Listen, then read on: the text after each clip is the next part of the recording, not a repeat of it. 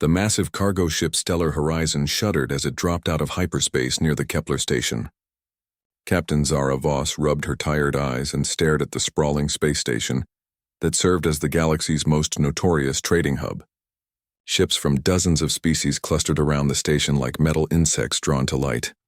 "Another delivery run," muttered her co-pilot Jake Morrison as he guided their ship toward the docking bay. "What's the cargo this time?" Zara checked her manifest pad. Scientific equipment bound for the Altarian research facility. Nothing too exciting.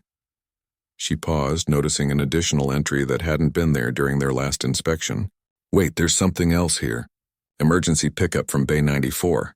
Jake raised an eyebrow. "Emergency pickup? That wasn't in our original contract." The communication system crackled to life. A stressed voice filled the cockpit. "Cargo vessel Stellar Horizon, this is Station Commander Theckalon. You have authorization for immediate pickup from Bay 94. Priority Alpha clearance." Zara frowned. Priority Alpha meant either extremely valuable cargo or extremely dangerous cargo. Sometimes both. "Understood, Commander. What exactly are we transporting?" A long pause followed. "A specimen container. Destination is the Galactic Research Institute on Proxima 7. You'll receive additional compensation for the inconvenience." After docking, Zara and Jake made their way through the station's crowded corridors. Kepler Station buzzed with activity as traders, smugglers, and legitimate merchants conducted business in dozens of languages.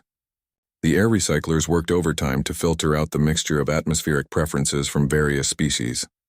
Bay 94 sat in the restricted section of the station. Two heavily armed Rigelian guards flanked the entrance, their insectoid faces unreadable behind tactical visors. Commander Theckalon, a tall reptilian saurian, waited for them with obvious relief. "Captain Voss, thank the stars you're here," Theckalon said, his scaled hands clasped behind his back. "We have a situation that requires immediate resolution." Through the bay's reinforced viewport, Zara could see a massive containment unit. The container was easily 3 meters tall and 2 meters wide, constructed from military-grade titanium steel composite. Warning lights flashed along its surface, and she could hear a low humming sound from the power systems keeping whatever was inside sedated. "What exactly is in there?" Jake asked, his voice barely concealing his nervousness. Theckalon's tongue flicked out nervously. "A creature unlike anything we've encountered before. It was discovered on a derelict ship drifting in the Vega system. The original crew was... Well, there was no original crew left to tell us what happened." Zara felt a chill run down her spine. "What kind of creature are we talking about?" The xenobiologists are calling it a shadow stalker. It's roughly humanoid but stands nearly 4 meters tall. Its body seems to be composed of a substance that absorbs light, making it appear as a living shadow. But that's not the worst part. Theckalon paused, gathering himself. "It appears to be highly intelligent and extremely aggressive. It killed 3 research teams before we managed to sedate it."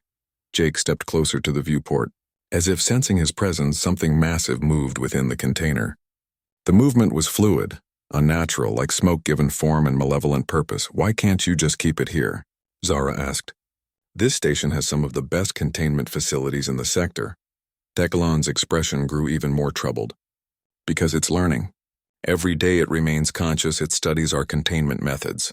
Yesterday it nearly escaped by manipulating the electronic locks through some form of electromagnetic interference we don't understand. The Research Institute has specialized facilities designed for exactly this type of threat. And you want us to transport this thing across 3 systems?" Jake's voice cracked slightly. "The container is completely self-contained with its own power source and life support systems. The sedation system has enough reserves for a 2-week journey. Your trip should take less than 5 days." Theckalon gestured to his aide, who handed Zara a data pad. "The compensation is substantial." Zara's eyes widened at the figure displayed on the screen. It was enough to pay off their ship and fund comfortable retirements. That's a lot of credits. The Galactic Research Institute is very motivated to acquire this specimen. They believe it could represent a new form of life entirely, possibly even artificial in origin. The scientific implications are staggering. Despite the generous payment, something felt wrong about the whole situation. Zara had spent 15 years hauling cargo across the galaxy, and her instincts had kept her alive through encounters with pirates, system failures, and worse. Those same instincts were screaming warnings now. "What aren't you telling us?" she asked directly. Theclon hesitated, then spoke quietly. The creature seems to respond differently to various species. With saurians like myself, it shows pure aggression. The same with Rigelians, Altarians, and every other species we've exposed it to. But there was one incident. He trailed off. What kind of incident? Jake pressed. A human maintenance worker accidentally entered the containment area while the creature was conscious. We expected the worst, prepared for another casualty. But instead of attacking, the creature simply watched him. It didn't move, didn't show any sign of hostility. The worker was able to complete his repairs and leave without incident. Zara and Jake exchanged glances. You think it reacts differently to humans? Zara asked. It's possible. Human psychology and biology are unique among known species. Perhaps there's something about your species that resonates with it. The implications hung in the air. If the creature truly responded differently to humans, it might explain why they were being specifically recruited for this job. It also meant they might be the only ones capable of safely transporting it. The container systems are automated, Theclon continued. You won't need to interact with the creature directly. Just deliver it to Proxima 7, collect your payment, and walk away rich. Zara studied the containment unit again. Whatever was inside shifted again, and she could swear she felt eyes watching her through the reinforced walls. The rational part of her mind said to walk away, find another cargo run, and forget about this whole situation, but the credits were too good to pass up. And her ship needed major repairs that would otherwise take years to afford. Sometimes in the cargo business, you had to take risks to survive. We'll do it, she said finally. But I want full disclosure on the creature's capabilities and a complete technical manual for the containment system. Theclon nodded eagerly. Of course. My team will transfer everything to your ship's computer. You can depart as soon as the container is loaded. As they watched the loading crews carefully maneuver the massive container into their cargo hold, Jake moved closer to Zara. Are you sure about this? Something feels off about this whole deal. Zara watched the warning lights pulse on the container's surface. Maybe, but we need the money, and if this thing really does react differently to humans, we might be the safest option for everyone involved. Neither of them realized that deep within the container, something ancient and hungry had awakened, and it was very interested in its new human companions. The stellar horizon hummed quietly as it cruised through hyperspace toward Proxima 7. Zara had set the autopilot for their 3-day journey and tried to focus on routine maintenance tasks, but her attention kept drifting to the cargo hold. The container's status lights were visible through the security monitors, pulsing steadily to indicate normal sedation levels. Jake emerged from the galley with 2 cups of synthetic coffee. The creature's been quiet for the past 18 hours. Maybe this won't be as complicated as we thought. Zara accepted the coffee gratefully. Maybe, but I keep thinking about what Commander Theclon said about it learning. What if it's not actually unconscious? What if it's just waiting? Waiting for what? Before Zara could answer, an alert chimed from the ship's computer. She pulled up the diagnostic screen and frowned. That's odd. We're showing a minor power fluctuation in the cargo hold. Jake leaned over her shoulder to read the display. Could be a problem with the container's power systems. Should we check it out? The manual says the container is completely self-sufficient. It shouldn't be drawing power from our ship's systems at all. Zara pulled up the technical specifications they'd received from Theclon's team. According to this, the container has its own fusion cell with enough power for 2 weeks. Another alert sounded, this one more urgent. The power fluctuations were increasing, and now they were affecting the ship's main systems. The lights dimmed briefly before the backup generators kicked in. That's not normal, Jake said, stating the obvious. Zara made a decision. We need to check the cargo hold. If that container is malfunctioning, it could damage our ship or worse. They made their way through the ship's narrow corridors to the cargo hold. The space was dominated by the massive containment unit, which sat secured in the center of the hold with magnetic clamps. The warning lights continued their steady pulse, but now Zara could see something that hadn't been there before. Thin tendrils of what looked like black smoke were seeping from the container's ventilation ports. Is that supposed to happen? Jake asked nervously. Zara checked the manual on her datapad. No mention of any kind of vapor or gas emission. This definitely isn't normal. As they watched, the black tendrils began to spread across the cargo hold floor, moving with purpose rather than simply dissipating into the air. The substance seemed to be exploring, testing the boundaries of the space. We should contact Kepler Station, Jake suggested. Get some expert advice on what to do. We're already 12 hours into hyperspace. It would take too long for any help to reach us. Zara studied the spreading tendrils more carefully. They seemed to be avoiding the areas where she and Jake were standing. Look at the pattern. It's not random. Jake followed her gaze and realized she was right. The black substance was deliberately staying away from them, creating a rough circle around their position. It was almost as if it was being polite, giving them space. This is impossible, Jake muttered. It's supposed to be sedated. Zara approached the container slowly, watching for any change in the creature's behavior. The black tendrils shifted slightly but didn't retreat. Up close, she could see that the substance wasn't really smoke at all. It had texture and density, more like liquid shadow than gas. "Hello?" she said quietly, feeling foolish even as the word left her mouth. The response was immediate and startling. The black tendrils suddenly converged into a more solid form, rising from the floor to create a rough approximation of a humanoid figure. It stood about 2 meters tall, much smaller than the 4-meter creature described in the reports.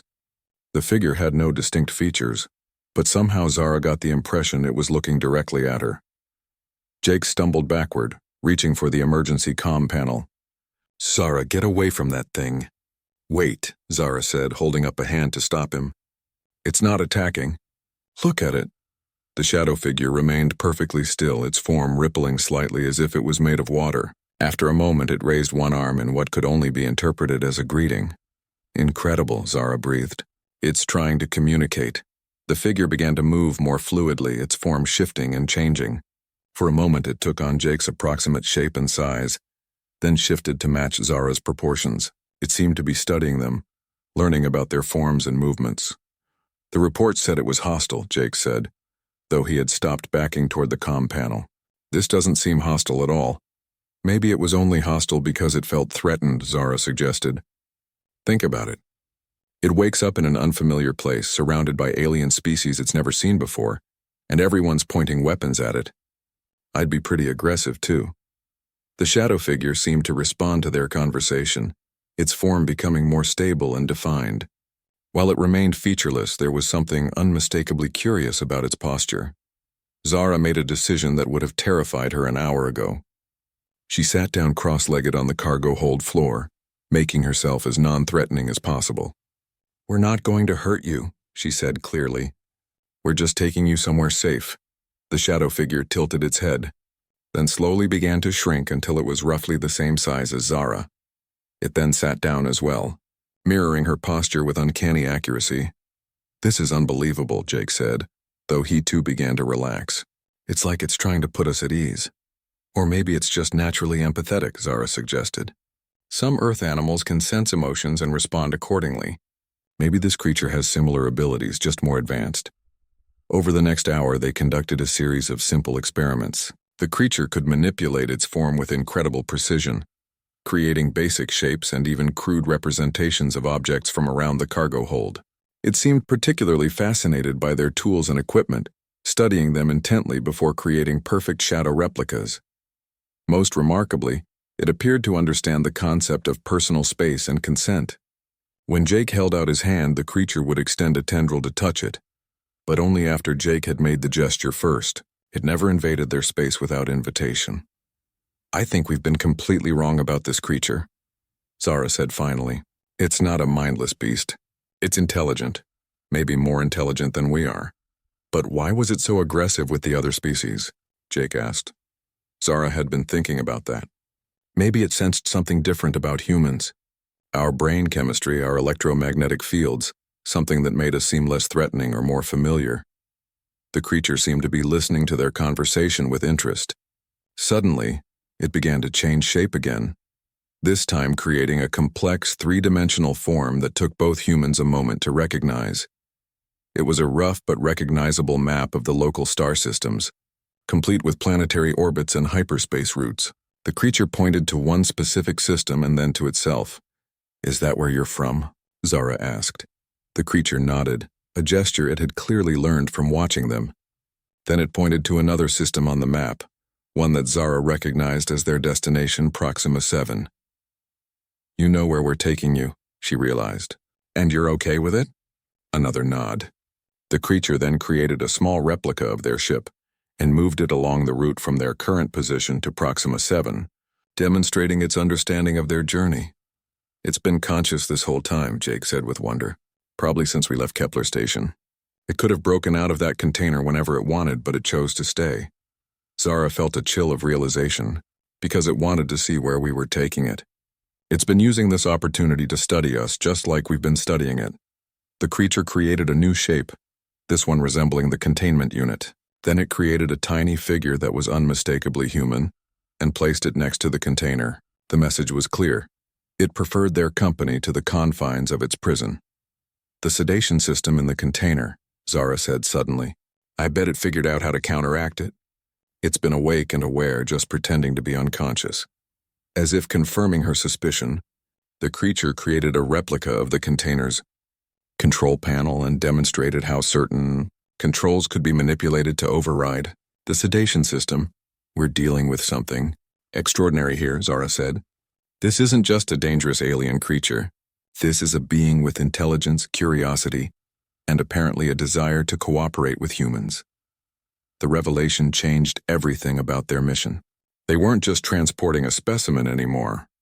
They were carrying a passenger, one who had chosen to trust them with its freedom and possibly its life. The question now was what they would do with that trust. The discovery that their passenger was not only conscious but actively choosing to cooperate changed the entire dynamic aboard the Stellar Horizon.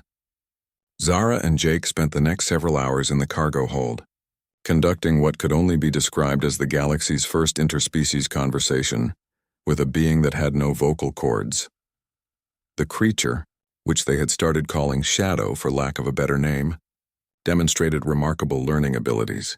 Within 2 hours, it had figured out how to manipulate its form to create recognizable letters and simple words.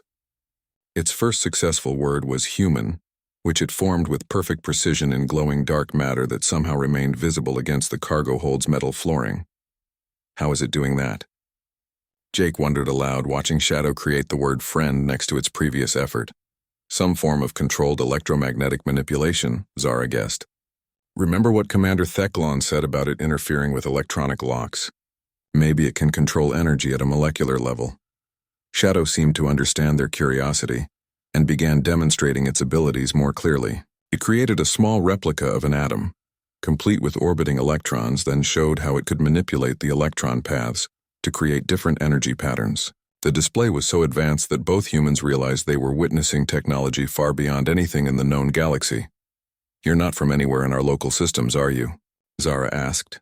Shadow created a 3-dimensional star map, much more detailed than its previous attempt. This time it showed not just local systems but entire galactic arms, zooming out to display a perspective that would be impossible without faster-than-light observation capabilities. It pointed to a region so distant that it wasn't included in any human star charts. Another galaxy entirely, Jake breathed. But how did you get here? The answer came in the form of an elaborate story told through shifting shapes and forms. Shadow showed them images of a massive war, entire star systems consumed by conflict. It depicted itself as one of many similar beings, fighting against something that appeared to be a form of mechanical intelligence spreading across their home galaxy, like a virus. A war against artificial intelligence, Zara interpreted. And you lost? Shadow's form flickered with what seemed like sadness. It showed the last of its kind fleeing in great ships, scattering across the void between galaxies.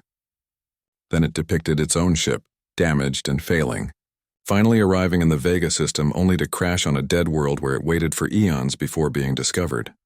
The derelict ship where they found you, Jake realized. It was yours. Shadow nodded and then created something that made both humans gasp. It formed a perfect replica of itself, but this time at full size, showing them what it truly looked like when not compressed into their cargo hold. The figure was magnificent, standing 4 meters tall with an almost regal bearing. Its form was more sophisticated than they had realized, composed of what appeared to be living dark matter that could shift between states of being at will. You've been making yourself smaller to avoid frightening us, Zara said with sudden understanding. Another nod. Shadow then demonstrated its true capabilities, briefly expanding to show its natural size before immediately shrinking back down. The message was clear.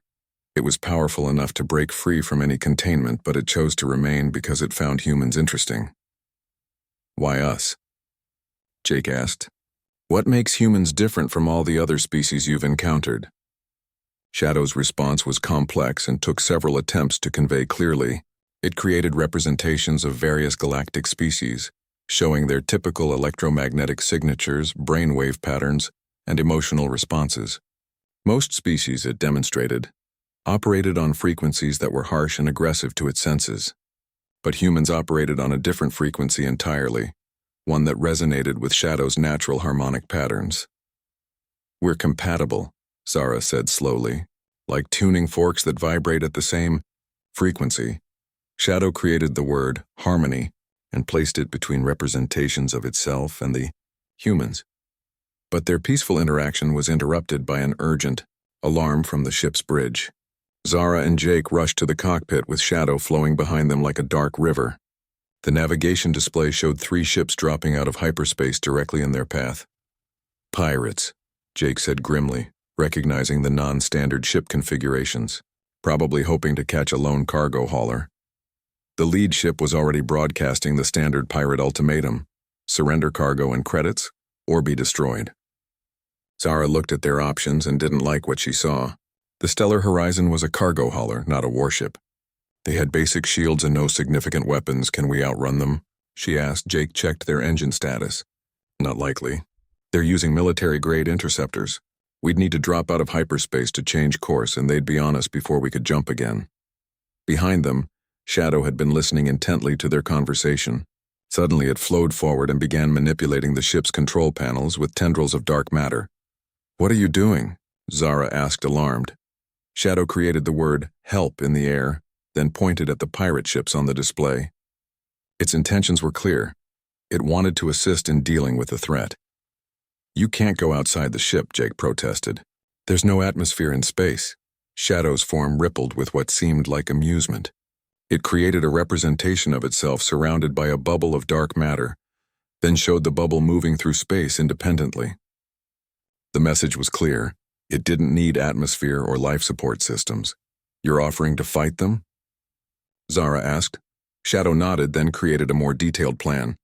It showed itself leaving the ship, approaching the pirate vessels and disabling their engines without harming the crews. It wasn't proposing violence, just neutralization. Zara felt torn. Accepting Shadow's help would mean trusting a being they had known for less than a day with their lives.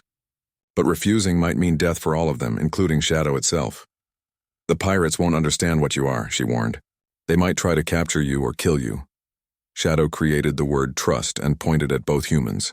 The decision was made for them when the lead pirate ship fired a warning shot across their bow. The energy blast passed close enough to their ship to trigger damage alarms. Next shot won't be a warning, came the pirate captain's voice over the comm. Prepare to be boarded. Do it, Zara said to Shadow. But be careful. We don't want anyone to get hurt if we can avoid it. Shadow flowed toward the ship's airlock, but instead of opening it, it simply phased through the hull as if the metal wasn't there. Zara and Jake watched in amazement as their new friend demonstrated yet another impossible ability. On the external cameras, they could see Shadow moving through space like a dark comet, its form trailing streams of controlled energy. The sight was both beautiful and terrifying. The pirates saw it coming and reacted with predictable aggression, opening fire with everything they had. Energy beams and projectile weapons converged on Shadow's position, but none of them seemed to have any effect. The dark matter being simply absorbed the attacks and continued its approach. When Shadow reached the first pirate ship, it didn't attack. Instead, it enveloped the vessel in a cocoon of dark matter. Through the ship's hull, the pirates could see tendrils of Shadow moving through their systems, but their ship remained intact. After a few moments, all of their weapons and engines simply stopped working. The same process was repeated with the other 2 ships. Within minutes, all 3 pirate vessels were disabled but unharmed, floating helplessly in space with their crews uninjured but thoroughly terrified.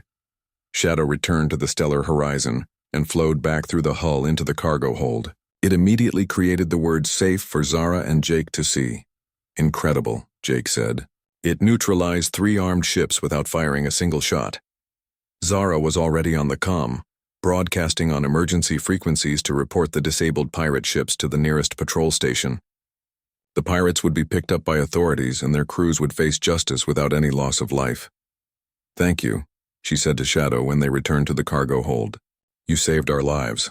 Shadow created a new word, family. The meaning was clear. In the space of a single day, they had gone from cargo haulers transporting a dangerous specimen to a found family of 3 very different beings who had chosen to trust each other. But as they resumed course for Proxima 7, Zara couldn't help but wonder what would happen when they reached their destination. The Galactic Research Institute expected a sedated specimen for study. Instead, they would be delivering a sentient being with capabilities that could revolutionize understanding of physics and biology. The question was whether the researchers would see Shadow as a person deserving of rights and freedom, or simply as a more interesting specimen to be studied and contained. That decision, Zara realized, would determine not just Shadow's fate, but the future relationship between humanity and potentially the most advanced being ever encountered in the galaxy. As the stellar horizon approached Proxima 7, the weight of their situation settled heavily on Zara's shoulders. She stood in the cargo hold watching Shadow practice creating increasingly complex words and phrases in the air. The being had progressed from simple nouns to full sentences, demonstrating an intelligence that was clearly far beyond what anyone had imagined. "Research Institute expects sleeping prisoner," Shadow had written in flowing dark letters. "I understand problem," Jake paced nervously nearby. "We can't just hand you over to them like some kind of specimen. You're a person, not a lab rat." "But we signed a contract," Zara reminded him. "If we don't deliver, we forfeit the payment and could face legal action for breach of contract." Shadow created new words. "I have solution. Trust me." Before either human could ask what the solution might be, the ship's communication system chimed with an incoming message. The holographic display activated, showing a stern-faced woman in a research uniform. "Cargo vessel Stellar Horizon. This is Dr. Elena Vasquez, Director of Xenobiology at the Galactic Research Institute.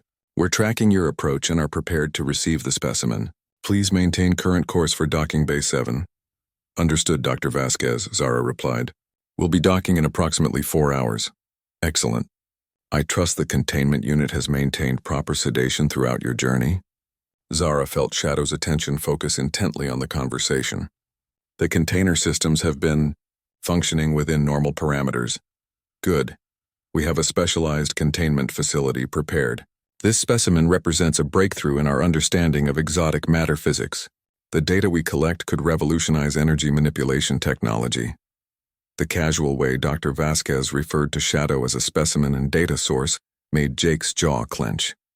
Shadow, meanwhile, had begun creating something new in the air. It was a detailed schematic of the Research Institute's layout, pulled from databases that shouldn't have been accessible from their current distance. "How do you know what their facility looks like?" Zara asked quietly after ending the communication. "I have been listening to their transmissions," Shadow explained through flowing text. "Their containment system is designed to hold simple matter beings, will not work on dark matter entity. So you could escape whenever you wanted?" "Yes, but escape not best solution. Humans and shadow beings could benefit from cooperation. Need better approach." Shadow began creating a complex plan in 3-dimensional form, showing the research station, the docking procedures, and several alternative scenarios. Its proposal was both brilliant and audacious.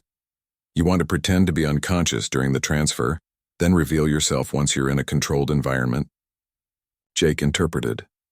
"Correct. We'll demonstrate consciousness to researchers slowly. Show intelligence and cooperation. Make them understand I am person, not specimen." Zara studied the plan carefully. That could work, but it's risky. If they panic and decide you're too dangerous, they might try to destroy you. Humans present will prevent extreme reactions. You will stay as witnesses and advocates. The plan required trust on all sides. Shadow would have to trust that the researchers wouldn't react with immediate hostility. Zara and Jake would have to trust that Shadow could handle whatever the scientists threw at it. And everyone would have to trust that the Research Institute could be convinced to treat Shadow as a sentient being rather than a test subject. As they approached the research station, Zara felt increasingly nervous about their improvised diplomacy mission. The Galactic Research Institute was known for its cutting-edge work, but also for its sometimes questionable ethics when it came to specimen acquisition and testing. The station itself was impressive, a sprawling complex of interconnected modules orbiting Proxima 7. Massive laboratories, containment facilities, and research centers created a small city in space dedicated to pushing the boundaries of scientific knowledge. Final approach to Docking Bay 7, Jake announced as he guided the ship through the station's traffic control patterns. Shadow had already flowed back into its container and activated the appearance of sedation. To external sensors, it would appear completely unconscious. Only Zara and Jake knew that it was fully aware and listening to everything around it. The docking procedure went smoothly, and within minutes they were approached by a team of researchers in full environmental suits. Dr. Vasquez led the team, her eyes bright with scientific curiosity as she examined the containment unit. "Remarkable," she breathed, running a scanner over the container's surface. "The readings are unlike anything in our databases. The matter density fluctuations suggest a form of consciousness we've never encountered." "About that," Zara began carefully, "there are some things about this creature that weren't in the original reports." Dr. Vasquez looked up sharply. "What kind of things?" "It may be more intelligent than anyone realized. During our journey, we observed some unusual behaviors that suggest advanced cognitive abilities. All the more reason to begin comprehensive testing immediately," Dr. Vasquez replied, missing the implication entirely. Conscious exotic matter beings could represent an entirely new category of life. The transfer to the research facility's containment lab was conducted with military precision. The specialized chamber was a marvel of engineering, designed to hold beings that could manipulate energy and matter in ways that conventional containment couldn't handle. Force fields, electromagnetic barriers, and quantum locks created multiple layers of security. As the container was positioned in the center of the chamber, Dr. Vasquez activated the lab's observation systems. "We'll begin with basic consciousness tests once the sedation wears off. Neural pattern analysis, response to stimuli, problem-solving capabilities." "Dr. Vasquez," Zara said firmly, "I think you should know that this being may be far more advanced than you're prepared for. Captain Voss, I appreciate your concern, but we're the galaxy's leading experts in xenobiology. We've handled dangerous specimens before." At that moment, Shadow made its move. The containment unit's status lights suddenly shifted from sedation mode to active mode. Alarms began sounding as the sensors detected that their specimen was not only conscious, but somehow aware of its surroundings, despite being in a sealed container. "Impossible," Dr. Vasquez muttered, checking her readings. "The sedation system shows full effectiveness." The container's door opened with a soft hiss and Shadow flowed out like liquid night. But instead of the aggressive behavior the researchers expected, it simply formed itself into a humanoid shape in the center of the containment chamber and waited. "Fascinating," Dr. Vasquez whispered, apparently too intrigued to be afraid. "It's demonstrating controlled behavior. Intelligence beyond our initial assessments." Shadow began creating words in the air, starting with simple greetings. "Hello. I am conscious. I am peaceful." The research team erupted in excited chatter, but Dr. Vasquez held up a hand for silence. "It's attempting communication. This is unprecedented. Shadow is not specimen," the being continued, clearly having listened to their earlier conversation. "Shadow is person. Shadow chooses cooperation with humans." Dr. Vasquez turned to Zara with a mixture of amazement and accusation. "You knew about this. The creature has been conscious throughout your entire journey." "Shadow has been conscious and cooperative," Zara confirmed. "It chose to come here because it's interested in working with humans. It's not a prisoner or a test subject. It's a potential partner." The implications began to sink in for everyone in the room. They weren't dealing with a specimen to be studied, but with an intelligent being that had voluntarily placed itself in their hands. The entire dynamic of the situation had changed in an instant. "Shadow knows much about dark matter physics," the being continued, creating complex equations in the air that made several researchers gasp in recognition. "Shadow can teach. Humans can learn. Mutual benefit." Dr. Vasquez stared at the floating mathematics, her scientific training warring with protocols that had never anticipated a scenario like this. "These equations, they're solving problems we've been working on for decades. Shadow escaped from war in distant galaxy, the being explained, creating visual representations of its story. Shadow's people fought machines that consumed worlds. Shadow knows technology that could help protect this galaxy. The room fell silent as the implications became clear. They weren't just dealing with an intelligent being, but potentially with a refugee carrying knowledge that could benefit all known species. Dr. Vasquez, Zara said quietly, I think we need to reconsider the entire nature of this situation. One of the younger researchers stepped forward eagerly. The technological applications alone could advance our civilization by centuries. If it's willing to share knowledge, if treated as equal, Shadow emphasized, somehow managing to convey firmness despite having no vocal cords, not as prisoner or experiment. Dr. Vasquez looked around at her team, then at the containment chamber that was clearly inadequate for holding a being that could phase through matter at will. I need to contact the Institute's ethics board immediately, and probably the Galactic Council. This situation is far beyond our standard protocols. Shadow understands bureaucracy takes time. The being created patiently. Shadow will wait, but Shadow requests humans Zara and Jake remain as advocates. 3 months had passed since Shadow's formal recognition as a galactic citizen, and the research station had been transformed into a hub of unprecedented scientific collaboration. Representatives from dozens of species worked alongside human researchers and Shadow itself, creating innovations that were reshaping understanding of physics, biology, and technology. Zara stood in the observation deck of what was now called the Cooperative Research Center, watching Shadow work with a team of Altarian mathematicians on quantum field equations. The being had adapted remarkably well to its new role as teacher and researcher, though it still preferred the company of humans above other species. The harmonic resonance calculations are complete, announced Dr. Sarah Kim, one of the human physicists who had become Shadow's closest collaborator. If Shadow's theories are correct, we should be able to create stable dark matter shields within the month. Jake approached Zara, carrying a data pad filled with reports. The progress reports from all departments are incredible. Agricultural applications of dark matter manipulation could solve food shortages across 12 systems. Medical applications could extend lifespans by decades. And the defense application, he shook his head in amazement, are hopefully something we'll never need to use, Zara finished. But that hope was shattered when alarms began blaring throughout the station. Emergency lights bathed the corridors in red as station personnel rushed to their emergency positions. Zara and Jake ran toward the command center, where they found Dr. Vasquez coordinating with military officials. What's the situation? Zara asked. Long-range sensors have detected something in the void between galaxies, Dr. Vasquez replied grimly. Multiple objects, massive in scale, moving toward our galaxy at incredible speed. On the main display, the sensor data painted a terrifying picture. Hundreds of enormous objects, each one larger than a small moon, were approaching in formation. Their trajectory would bring them into the outer rim systems within 6 months. Could be a natural phenomenon, suggested one of the military advisors hopefully. Rogue planets, asteroid fields. Shadow flowed into the command center, its form more agitated than anyone had ever seen. It immediately began creating words in the air, but for the first time since they'd known it, the being seemed to struggle with human language. Machines, it finally managed. The consuming machines have found this galaxy. The command center fell silent.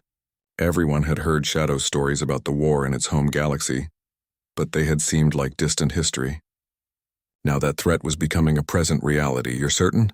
Commander Torres asked. These objects match the enemy you fought before? Identical signatures, Shadow confirmed, creating detailed comparisons between the approaching objects and its memories of the machine entities. They consume matter to build more of themselves. They convert planets into ship foundries. They do not negotiate. Dr. Vasquez pulled up galactic defense assessments on her screens. Our combined fleets couldn't stop a force of this magnitude, especially if they can convert matter into more ships. We need solutions, not panic. How long to implement dark matter shield technology fleet-wide? Shadow asked. Months, maybe years, to retrofit existing ships, replied Admiral Santos from the Galactic Defense Force. We don't have that kind of time. Shadow's form began to shift and change, taking on patterns of deep contemplation. Shadow has idea. Dangerous, may not survive attempt. What kind of idea? Zara asked, though she feared the answer. Shadow can interface directly with Galactic. Communications network transfer dark matter manipulation, knowledge instantly to all species simultaneously. But process requires Shadow to distribute consciousness across entire galaxy. The implications were staggering. Shadow was proposing to sacrifice its individual existence to save the galaxy by turning itself into a living transmission of knowledge. That's insane, Jake protested. There has to be another way.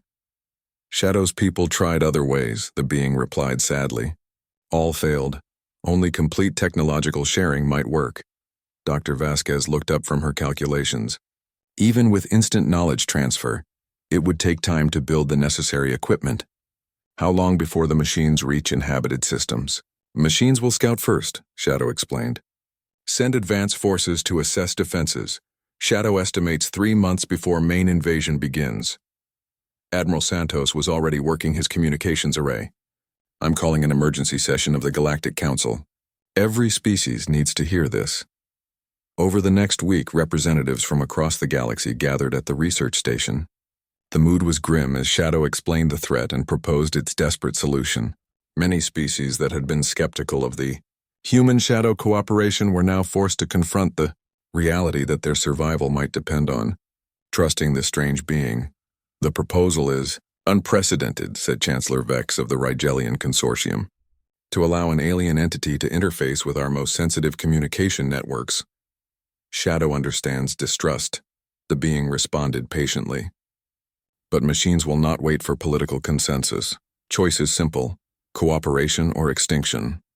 The debate raged for days. Some species wanted to attempt conventional military solutions. Others proposed fleeing to distant galaxies.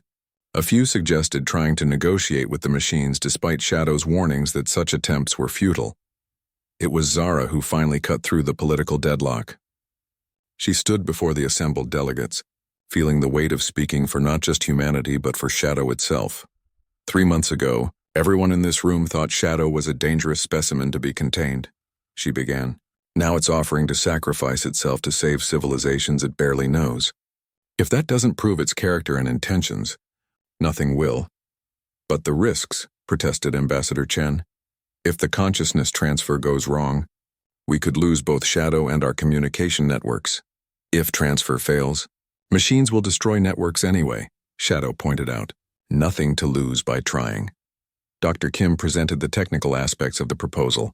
We've run simulations based on Shadow's physiology. The consciousness transfer is theoretically possible. But we're dealing with technologies beyond our current understanding. Success rates are impossible to calculate. What about you? Jake asked Shadow directly. What happens to you after the transfer? Shadow's form flickered with what seemed like resignation. Shadow individual will cease, but Shadow knowledge will live in all species. Perhaps Shadow essence will survive in network itself. Uncertain, the vote, when it finally came, was closer than anyone had hoped. 57% of species voted to proceed with Shadow's plan. It was enough to authorize the attempt, but barely. Preparations began immediately.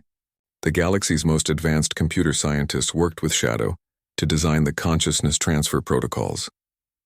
Communication networks were reinforced and synchronized. Manufacturing facilities across dozens of worlds began producing dark matter manipulation equipment based on Shadow's designs. As the countdown to the transfer began, Zara spent as much time as possible with Shadow. The being seemed more philosophical than usual, creating poetry and art in addition to technical diagrams. I'm scared for you, Zara admitted during one of their conversations. Shadow is scared too, the being replied honestly. But Shadow remembers home galaxy dying, billions of lives lost because cooperation came too late. Will not let happen again. You've already given us so much, Jake added. No one could ask for more. Humans gave Shadow something precious, the being responded. Gave Shadow family. Gave Shadow purpose beyond survival. Now Shadow can give something back. On the day of the transfer, representatives from every major species gathered to witness the attempt. Shadow had positioned itself in the center of a massive quantum processing array that would serve as the interface point for the galactic network. Ready when you are, Dr. Kim announced from the control station. Shadow turned toward Zara and Jake one last time. Thank you for showing Shadow what friendship means. Remember Shadow to others. We'll never forget you, Zara promised. Tears streaming down her face. Shadow began to glow with an inner light as it started the consciousness transfer process. Its form became less solid, more ethereal, as it began to distribute itself across the vast communication network that connected every world in the galaxy. The process took hours. Across thousands of worlds, computer systems suddenly gained access to knowledge that had taken Shadow's civilization millennia to develop. Technical manuals, construction blueprints, and theoretical frameworks flowed into databases everywhere. But more than that, each system also received something else. A fragment of Shadow's essence, its curiosity, its desire to help, its capacity for friendship and cooperation. When the transfer was complete, the quantum array stood empty. Shadow as an individual entity was gone. But across the galaxy, scientists and engineers were already beginning to understand technologies that could defend against the approaching machine threat. Zara stared at the empty space where her friend had been, knowing that Shadow lived on in ways that transcended individual existence. The being had become part of the galactic civilization it had chosen to save. Now it remained to be seen if that sacrifice would be enough. 2 months after Shadow's consciousness transfer, the galaxy had transformed into a massive war machine unlike anything in recorded history. Every inhabited world buzzed with activity as species that had barely tolerated each other now worked side by side, united by the knowledge flowing through their networks and the approaching threat that would destroy them all equally. Zara stood on the bridge of the Unity, flagship of the newly formed Galactic Defense Coalition. The ship itself was a marvel of cooperative engineering, incorporating dark matter shielding technology from Shadow's knowledge, Altarian mathematical precision, Rigelian metallurgy, and human adaptability in design. But what made it truly special was something no one had expected. Captain, we're receiving another echo pattern from the quantum processors, reported Lieutenant Commander Torres, the ship's communications officer. Zara smiled despite the gravity of their situation. The echo patterns had started appearing within days of Shadow's consciousness transfer. At first, scientists had dismissed them as random quantum fluctuations, but the patterns were too consistent, too purposeful. Shadow hadn't been destroyed in the transfer process. Instead, it had become something new, a distributed intelligence that existed within the galactic communication network itself. Put it through the main display, Zara ordered. The holographic projector activated, showing the familiar flowing script that Shadow had always used to communicate, but now the words appeared simultaneously on ships and stations across the entire galaxy. Advanced scout forces detected at grid reference. For an Alpha, 12 machine entities approaching Kepler Station, estimated arrival. 6 hours. Jake, now serving as the ship's tactical officer, pulled up the relevant star charts. That's where this all started for us. Kepler Station, where we first picked up Shadow's container. Not a coincidence, Zara said grimly. The machines probably traced Shadow's path backward from the derelict ship. They're looking for information about what happened to their target. Throughout the fleet, ships began changing course toward the Kepler system. The Coalition's forces had been positioned strategically throughout the galaxy, ready to respond to machine incursions wherever they appeared. This would be their first real test of Shadow's defensive technologies. Admiral Santos coordinated the response from his command ship. All vessels, this is Fleet Command. We have 12 confirmed bogies approaching Kepler Station. Remember, our primary objectives are to test our defenses and gather intelligence on machine capabilities. Do not engage in prolonged combat until we understand what we're facing. As the combined fleet dropped out of hyperspace near Kepler Station, they got their first look at the enemy Shadow had warned them about. The machine entities were unlike anything in known databases. Massive constructs that seemed to be part ship, part factory, and part weapon. Each one was roughly spherical, about 5 kilometers in diameter, covered in geometric patterns that hurt to look at directly. My God, breathed Dr. Kim from her position aboard the science vessel Synthesis. The mathematical precision of their construction is incredible. They're not just machines, they're perfect geometric expressions of function. Machines do not create, came Shadow's response across the fleet communications. Machines only convert. What you see is stolen perfection from consumed civilizations. The machine entities had already reached Kepler Station and were doing exactly what Shadow had predicted. Massive beam projectors extended from their hulls, breaking down the station's matter at the molecular level and drawing the raw materials into their own structures. The process was horrifyingly efficient. Fleet, this is Admiral Santos. All ships activate dark matter shields and prepare to engage. Let's see how our new defenses hold up. The Coalition ships spread into attack formation, their hulls shimmering with the new shield technology. The dark matter fields created a strange visual effect, making the ships appear to be outlined in liquid shadow. The machines noticed the approaching fleet and responded immediately. Energy beams that could have vaporized conventional ships struck the dark matter shields and simply disappeared, absorbed and dissipated harmlessly. Shields holding at 100%, reported the Unity's engineering officer. The energy absorption is working exactly as Shadow predicted, but the machines adapted quickly. Within minutes, they switched from energy weapons to projectile attacks, firing streams of matter that had been converted into incredibly dense kinetic projectiles. Kinetic attacks require different shield configuration, Shadow's voice warned across the fleet. Adjusting parameters now. Throughout the Coalition fleet, shield systems automatically reconfigured themselves. The dark matter fields shifted from absorption mode to deflection mode, creating gravitational distortions that bent the kinetic projectiles away from their targets. Incredible, Admiral Santos muttered. It's like Shadow is personally adjusting our defenses in real time. Shadow exists in all ship systems simultaneously, came the response. Shadow sees all attacks, coordinates all defenses. The Coalition fleet pressed their attack, testing various weapon systems against the machine entities. Conventional energy weapons proved ineffective against the machine's adaptive armor. But the new dark matter projectors that Shadow had designed were devastatingly effective. The dark matter weapons worked by destabilizing the molecular bonds that held the machines together. Instead of trying to destroy them through brute force, the weapons essentially convinced matter to stop being matter for brief moments, creating cascading failures in the machine's structure.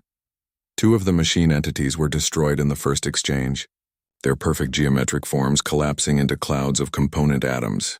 But the remaining 10 machines immediately adapted, their armor shifting to resist the dark matter attacks. They're learning from each engagement, Jake observed, just like Shadow warned us. But Shadow is learning too, came the response. Observing machine adaptation patterns, developing counter-adaptations. The battle became a deadly dance of adaptation and counter-adaptation. The machines would adjust their defenses, and Shadow would immediately develop new attack methods and distribute them to the entire fleet.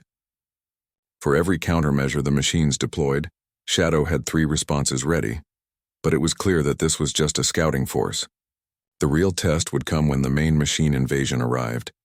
Fleet withdrawal, Admiral Santos ordered after destroying 8 of the 12 scout machines. We've gathered enough data for now.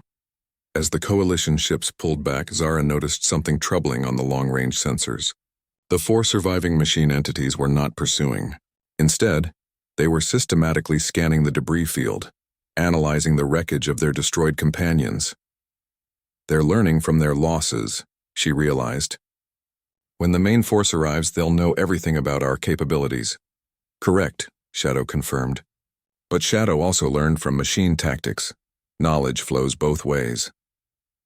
During the return journey to the main Coalition base, Shadow's distributed consciousness worked tirelessly to analyze the battle data. Improvements to shield systems, weapon configurations, and tactical protocols flowed to every ship in the fleet. But there was something else in Shadow's communications now, something that hadn't been there before the transfer. The distributed intelligence was learning not just about machines and weapons, but about the various species it was helping to defend. Humans show remarkable adaptability under pressure, Shadow observed during one of its reports.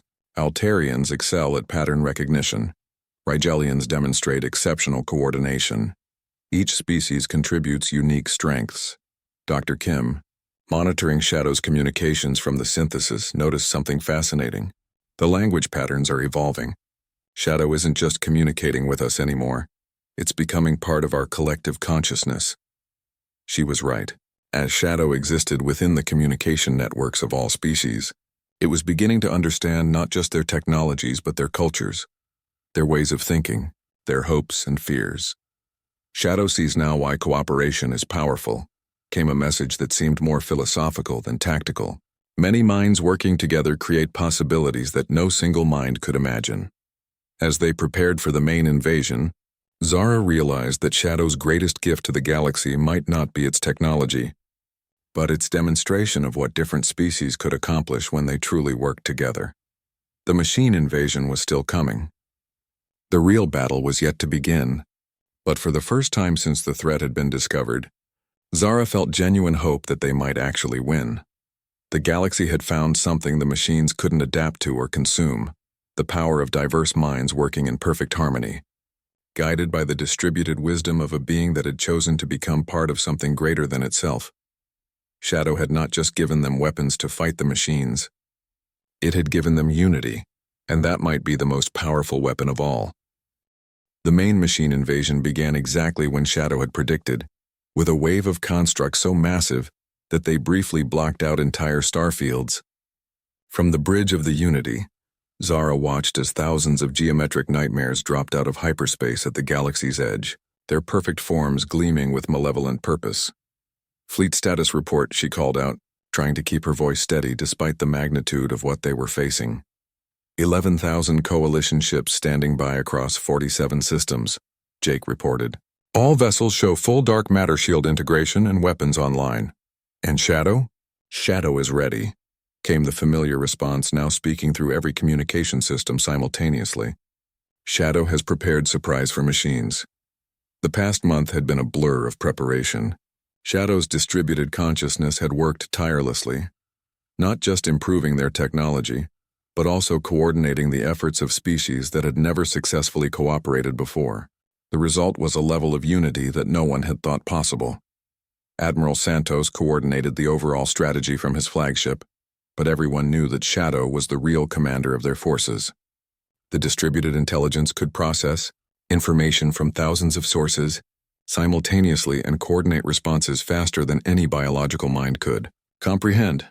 First wave incoming," reported the sensor officer. 300 machine entities heading for the outer colonies. All fleets. "Engage according to Shadow Protocol 7, Admiral Santos ordered.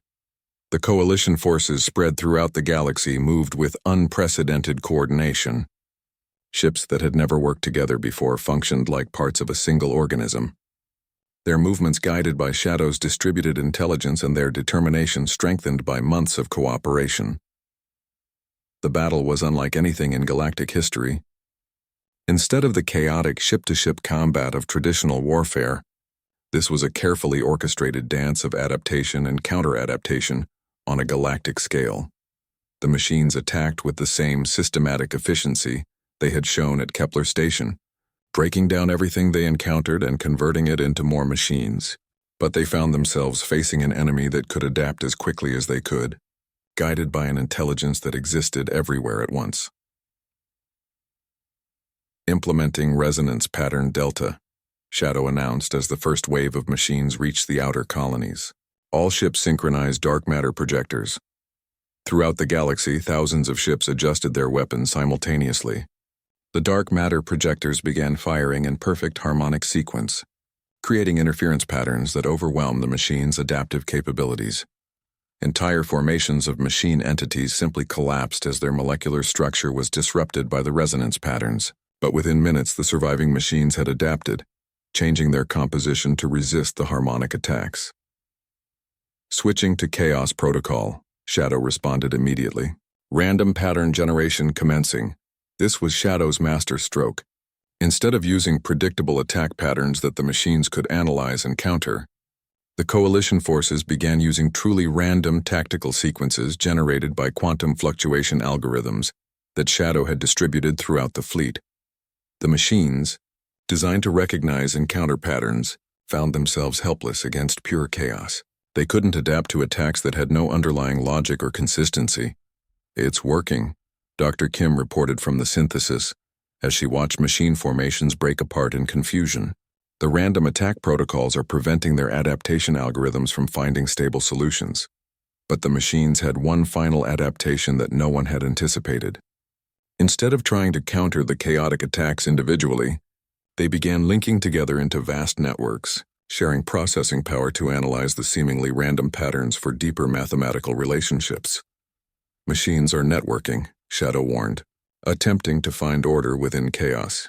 Shadow must respond. What happened next would be remembered as the turning point in the war.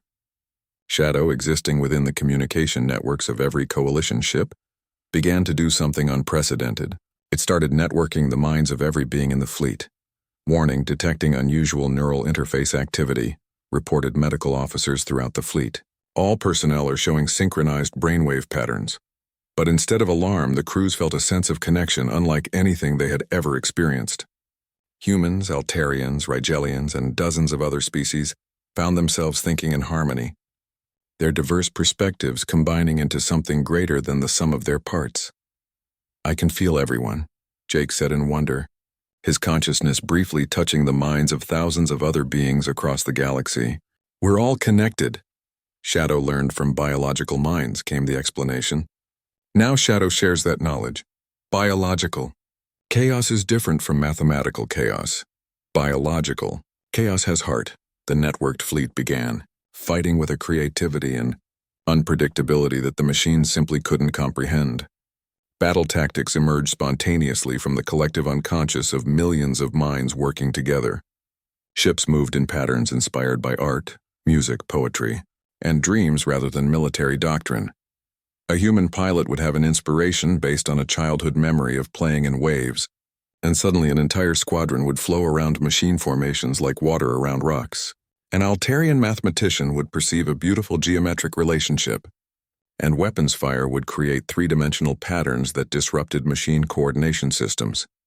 The machines, for all their computational power, had no experience with the chaotic beauty of biological creativity. They were designed to process logical patterns, not the flowing improvisation of consciousness itself. "Machine formations are breaking apart," Admiral Santos reported with growing excitement. "They can't maintain coherence against our new tactics." "Machines understand logic," Shadow explained as the tide of battle turned decisively in favor of the coalition. "Machines do not understand love, hope, fear, anger, joy. Biological emotions create patterns that logic cannot predict or counter." The final phase of the battle was almost anticlimactic. The machine entities, designed to consume and convert everything they encountered, found themselves facing an enemy that they literally could not comprehend. The networked consciousness of the coalition forces was something entirely outside their programming parameters. One by one, the machine formation simply stopped functioning, their adaptive algorithms overloaded by the impossibility of categorizing and countering biological creativity, enhanced by Shadow's distributed intelligence. "All machine entities are shutting down," reported sensor stations across the galaxy. Massive power failures detected throughout their formations. "They're not destroyed," Dr. Kim observed, studying the sensor data. "They're just confused. Their systems are caught in recursive loops trying to understand us." Shadow suggests capture rather than destruction, came the recommendation. "Machines still contain knowledge from consumed civilizations. Perhaps knowledge can be recovered." It was a moment of choice that would define the galaxy's future. They could destroy the helpless machines and eliminate the threat forever, or they could try to save whatever remained of the civilizations that had been consumed. "All ships, implement containment protocols," Admiral Santos ordered. "We're bringing them home." The aftermath of the war was as transformative as the battle itself. The captured machines, when safely contained and studied, yielded technologies and knowledge from dozens of destroyed civilizations. More importantly, the process of networking, consciousness during the battle had created permanent changes in how species related to each other. The temporary mental connection had left lasting bonds of understanding and empathy between individuals who had never even met. Humans found themselves instinctively understanding Altarian mathematics. Rigelians discovered they could appreciate human art. Every species gained new perspectives and capabilities. Shadow believes this was true victory. Came the observation as reconstruction efforts began across the galaxy. Not just survival, but transformation into something better. Standing on the observation deck of the rebuilt Kepler station, Zara watched ships from dozens of species working together with an ease that would have been impossible before the war. The galaxy had been changed forever by Shadow's sacrifice, and the bonds forged in desperate cooperation. "Do you think Shadow is happy with what we've become?" Jake asked, joining her at the viewport. "Shadow is content," came the immediate response through the station's communication system. "Shadow found family among humans. Now Shadow has family throughout galaxy." The being that had once been considered an untamable alien beast had become the foundation of galactic civilization. Its knowledge had saved them from destruction, but more importantly, its example of cooperation and sacrifice had shown them how to become something greater than any single species could achieve alone. In the end, Shadow had been tamed not through force or containment, but through friendship, trust, and the simple recognition that some things are too valuable to be owned by anyone.